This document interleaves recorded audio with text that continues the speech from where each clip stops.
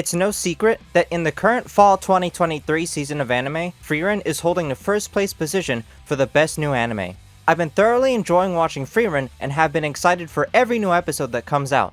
It's exciting to see how the next episode of it will impress me next. However, Frieren can't be the only good anime airing right now, right? What else this season seems to be worth watching? Well, being the mentally ill person that I am, I visited my anime list to see what else was airing that had a decent rating. Sitting unassumingly right next to Frieren, I saw the Apothecary Diaries. With a current score of 8.74, why have I not seen a single person talk about this anime at all? What gives? Generally, I'm not the type to watch most anime as it airs. I like to wait until every episode is released so I can binge it, but curiosity got the better of me. I caved and I watched the first few episodes, and man, was I missing out. 9 years after the release of the first volume of its well-received light novel, the Apothecary Diaries finally gets an anime adaptation done by OLM and Toho Animation Studio.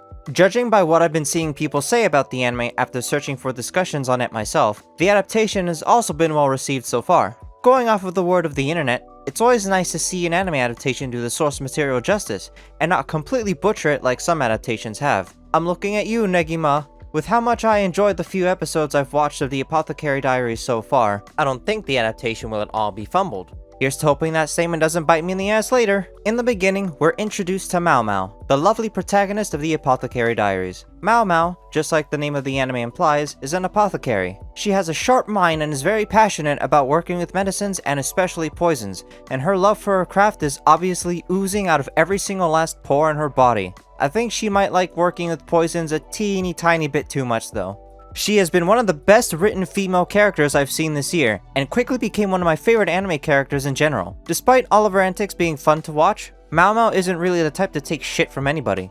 If you get on her bad side, she will make it known. Can we take a second to appreciate how cute her name is as well? Unfortunately for Mao Mao, she was kidnapped by bandits and sold to the Imperial Palace as a servant. Her duties involve doing laundry for the Emperor's concubines, eunuchs, and the respective staff in the Outer Palace. With no other option but to accept her fate as a servant, she pretty much does what she's told, especially if it'll keep her from being the center of attention. As fate would have it, life didn't exactly go her way. After hearing that the children of Liwa and Gyokyo, two of the Emperor's concubines, became sick, she used her incredible deduction skills and her knowledge of poisons to determine that the white powder that they use for makeup is actually poisonous, and makes an attempt to warn them. The eunuch Jinshi figures her out and introduces her to Gyokyo to explain the white powder. As thanks, Gyokyo makes Mao Mao a lady-in-waiting, much to her dismay. It's not all bad, however. She took some pleasure in being assigned the role of poison tester and eventually gained access to supplies to continue her apothecial hobby. So when I first started watching this, initially, the first episode of the Apothecary Diaries didn't really capture my attention. I think it's probably the weakest episode, which isn't really a good thing for a first episode. It wasn't a bad episode by any means, but it just wasn't all that interesting to me. However, I'm not easily deterred by underwhelming first episodes. There was still, very clearly, a lot of TLC put into the anime, so I wasn't going to immediately drop it. I also live by the unwritten 3-episode rule, so I was gonna keep watching it anyway. From episode 2 onwards, however, the anime had my full, undivided attention. Every episode afterwards was a treat and had me looking forward to more of the anime. If there is any one thing that the Apothecary Diaries is doing correctly that I quite enjoy, it's that it's giving us a little bit of insight to ancient Chinese culture. Seeing as this is a fictional story set in a fictional version of ancient China, it might not exactly be the best platform for it, but I think it's cool that it's being explored in some way. Having watched a lot of anime, there really hasn't been much in the way of seeing other cultures outside of American or European cultures be represented in anime. There's been many Chinese characters in anime like Bu Ling Huang or Pudding in Tokyo Mew Mew, Cuckoo Tong from Love Live Superstar, and Shampoo for Ranma 1/2. But seldom has there been much exploration about their culture, so it's cool seeing the Apothecary Diaries delve into it a small bit, even if the setting is fictional. The only other anime I can think of that explored a bit of Chinese culture in the way that the Apothecary Diaries has is Raven of the Inner Palace, albeit far more grounded in fantasy than reality in comparison to the Apothecary Diaries. While not as good as the Apothecary Diaries in my opinion, it's still a very well put together anime, with beautiful visuals and an excellent protagonist that's well worth your time. If you've been enjoying the Apothecary Diaries, I recommend watching Raven of the Inner Palace. It's a hidden gem of the fall 2022 season of anime that deserved more attention, so if you need something to keep you occupied between new episode releases of the Apothecary Diaries, you should definitely go give that a watch. On a more technical note about this anime, the production quality is amazing. It's been one of the most aesthetically pleasing anime I've seen this year. The animators went out of their way to make every scene look beautiful, and I am here for it. I'm especially a fan of the facial expressions given to Mao Mao, and even more so when there's a close-up of her face. They didn't need to go that hard on her deep blue eyes as well. The traditional garbs the concubines wear are stunning, with Gyokyo's being my personal favorite. Nothing beats the glow-up Mao Mao had in the 5th episode though.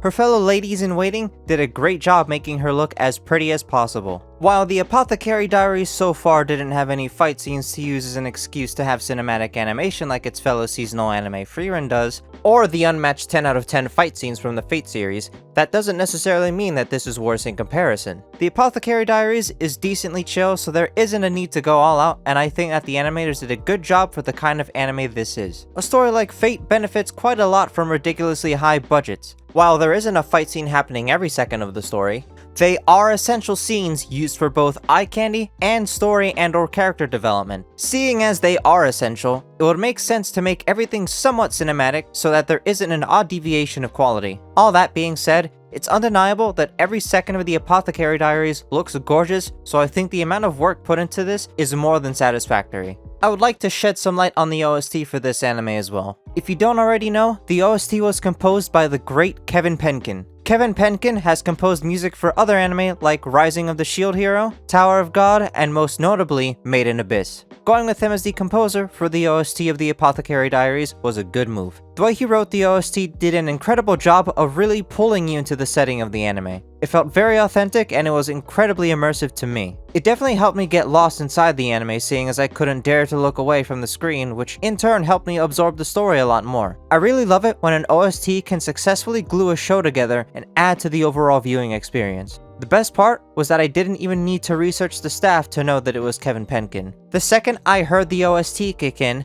I immediately recognized his style of composition, which I absolutely love being able to do. It really goes to show that he has an established, recognizable sound that's unmistakable. Kevin Penkin's efforts in the Apothecary Diaries, as well as his other works, deserve all the praise and applause people can offer. On that note, that about wraps up everything for the Apothecary Diaries. I'm definitely looking forward to the rest of its adaptation, and where Mao Mao's adventures will take her. What are your guys' thoughts on this anime? Have you been enjoying the Apothecary Diaries so far? What other currently airing anime do you think deserves more attention? Let me know in the comments down below. One last quick note, I also would like to know what you would like to hear my thoughts on next. If you're curious about my opinions on something, let me know about that too. That's all for now. Until next time, see ya.